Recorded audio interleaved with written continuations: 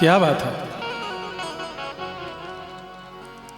आई भैया हम सरबजीत सिंह आप सब तमाम भोजपुरिया श्रोता समाज के हाथ जोड़ के प्रणाम करतनी या पैर छू के गोड़ लागतनी। बहुत ही सुंदर एगो गीत के भाव बा।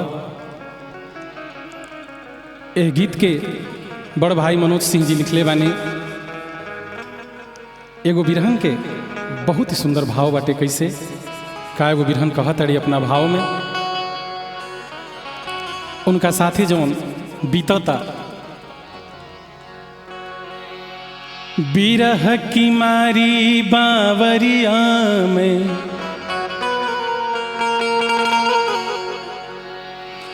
बिरह की मारी बावरिया में पीर सही नहीं जाए री। प्रीत की मारी प्रीत बीमारी प्रीतम गए भुलाए री। कोई लर बोले कोई लर बोले पपीहा पीही के अंग अंग यगिया री।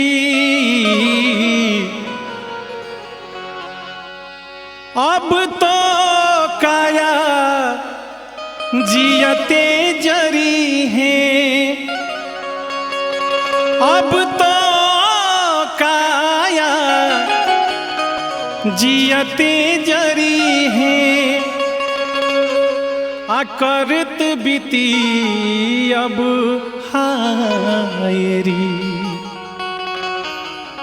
चिट्ठी के माध्यम से कहतड़ी कि साजनता पर देसी भैले कि साजनता पर देसी भैले देश भइल परदेस। कैसे किसन काहिन के हाल भइल बा खौराजिल बाकेस हो। साजनता पर देसी भइले साजनता पर देसी भइले देश भइले परदेस। साजनता पर देसी भइले देश भजिले परदेस। सन काहिन के हाल भइल बा सन काहिन के हाल भइल बा खौराजिल बाकेस हो। साजनता पर देसी भइले देश भजिले परदेस। साजनता पर देसी भइले देश भजिले परदेस।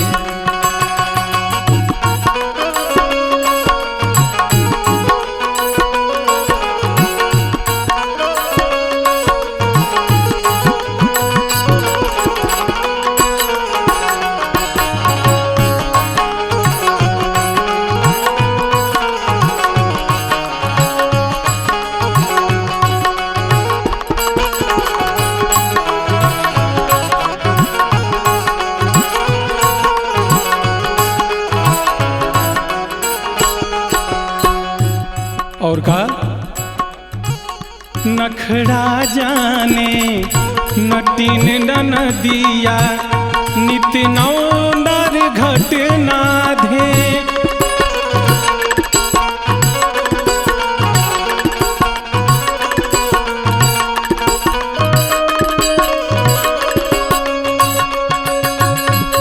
नखड़ा जाने नटीन ननदिया नित नव नर घटना धे। सास का रक्षा होत पराते, सास का रक्षा होत पराते, गढ़ी गढ़ी गारी दे। साजन पर देसी भैले देश भजिले परदे। साजन पर देसी भैले देश भजिले परदेश।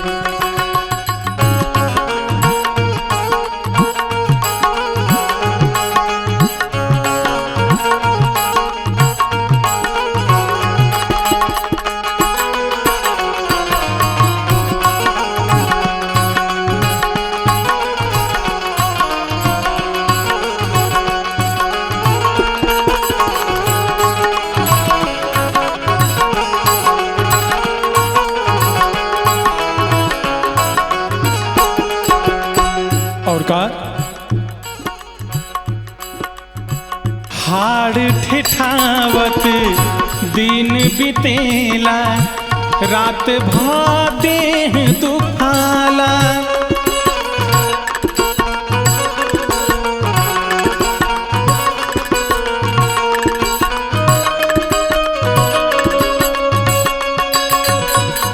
हाड़ ठिठावत दिन बितेला, रात भर देह दुखाला।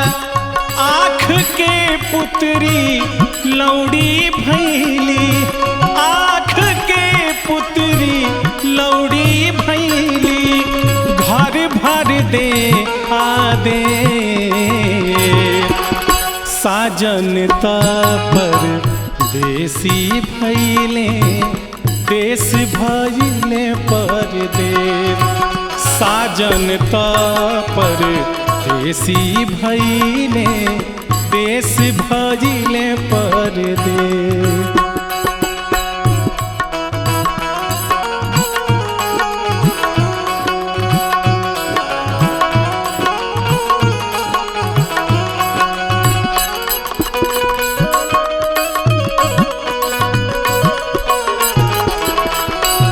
क्या बात है।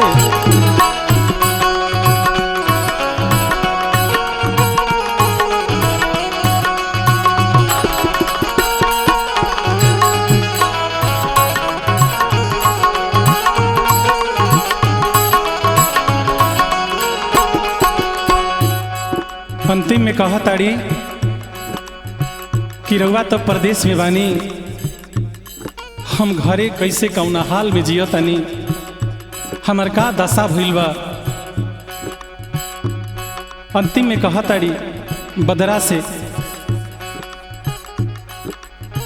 देसे देसे तू जाल जे बदरा, एगो धर्म का माल।